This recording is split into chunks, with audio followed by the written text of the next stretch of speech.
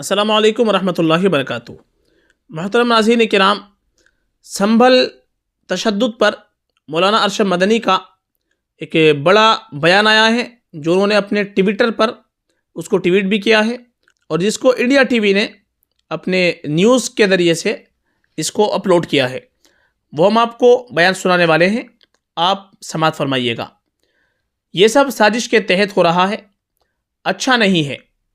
اتر پردیش کے سنبھل میں ہوئی ہنسا کے بعد جمعیت علماء ہند کے صدر مولانا ارشد مدنی نے دیش میں بڑھتی سامپردائک گھٹناؤں پر گہری چنتا جتائی اور سنبھل کی گھٹنا کو مسلمانوں کے خلاف سازش کا حصہ بتاتے ہوئے وقف قانون میں بدلاؤ اور مسلمانوں کے ادھیکاروں پر ہو رہے حملوں کی کڑی نندا کی۔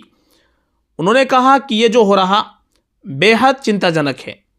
پہلے بابری مسجد، پھر بنارس کی گھٹنا، اور اب یہ جامع مسجد کا تیسرا مسئلہ۔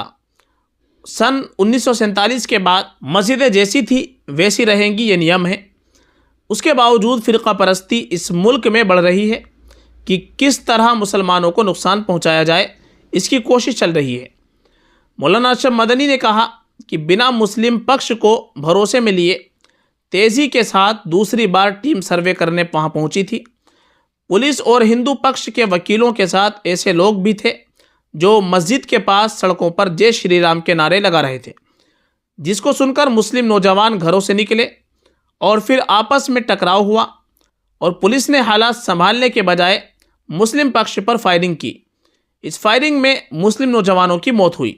جمعیت علماء ہند نے دعویٰ کیا کہ 4 سے زائد لوگ، یعنی تقریباً 5 لوگ گولی لگنے کی وجہ سے شہید ہو چکے ہیں۔ ایسا لگتا ہے کہ پولیس نے فرقہ پرست لوگوں کے ساتھ مل کر پوری پلاننگ کے ساتھ اس کو انجام دیا ہے۔ جمعیت نے مانگ رکھی کہ اپنی ذمہ داری کو صحیح طریقے سے نہ نبھانے والے پولیس اور پرشاسن کے ادھیکاریوں پر کڑی کارروائی کی جائے، ساتھ ہی بھڑکاؤ نعرے لگا کر اکسانے والے لوگوں کے خلاف بھی مقدمہ درج کیا جائے۔